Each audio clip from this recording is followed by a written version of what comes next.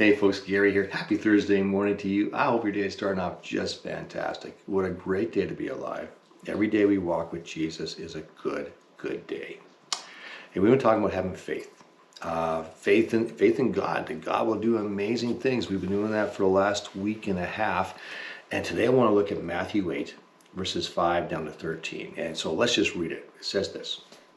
When Jesus returned to Capernaum, a Roman officer came and pleaded with him, "Lord, my young servant lies in bed paralyzed and in terrible pain." You know, the first thing that grabs me with this is that a Roman officer is pleading with Jesus. That would be so opposite of what would take place in that culture at that time. Roman officers didn't plead with Jews. They ordered them around. They told them what to do. But this officer is different. He's pleading with Jesus. He calls him Lord. That tells me that he recognizes the authority that Jesus has, that Jesus is walking in. Jesus said, "I will come and heal him." But the officer said, "Lord," again we have that word, Lord. But the officer said, "Lord, I am not worthy to have you come into my home. Just say the word from where you are, and my servant will be healed." So the Roman officer, he understands the culture. He understands the Jewish culture. He says, "No, it wouldn't be good for you. It'd be go against your culture. I don't want you to do that. You're not supposed to be mixing with Gentiles. I don't want to dishonor you by any means." But Jesus wasn't worried about that, but the Roman soldier was. He was worried about Jesus' reputation and culture. But verse 9, this is where we want to get to.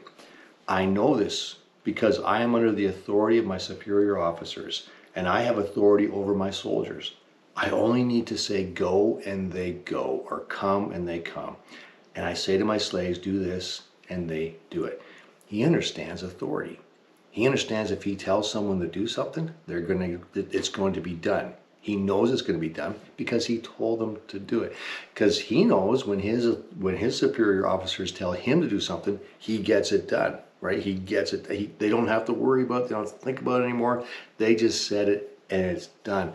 And he says, "I understand that authority. And you, Jesus, you have that authority. You just have to say it. You don't have to come to my house. You don't have to do anything. You can just say the word and it'll happen." When Jesus heard this, he was amazed. Turning to those who were following him, he said, "I tell you the truth. I haven't seen faith like this in all Israel. And I tell you this, that many Gentiles would come from all over the world, from the east and the west, and sit down with Abraham, Isaac, and Jacob at the feast in the kingdom of heaven. But many Israelites, those whom the kingdom was prepared for, will be thrown into utter darkness, and there will be weeping and gnashing of teeth." Then Jesus said to the Roman officer, "Go back home, because you believed it has happened." And the young servant was healed that same hour, simply because Jesus said the word. We can have that faith too. We can trust God. God says the word, it happens. We know it happens. So we give him our request. We say, "Lord, would you help me in this? Would you help me in that?" And we trust him with the answers. And we know that whatever God says, it will take place. It will happen because he has all that authority. He has the authority over everything. And so we can trust him with it. We can have faith that what God says he's going to do, it will happen. It will take place because God has the authority to make sure it takes place.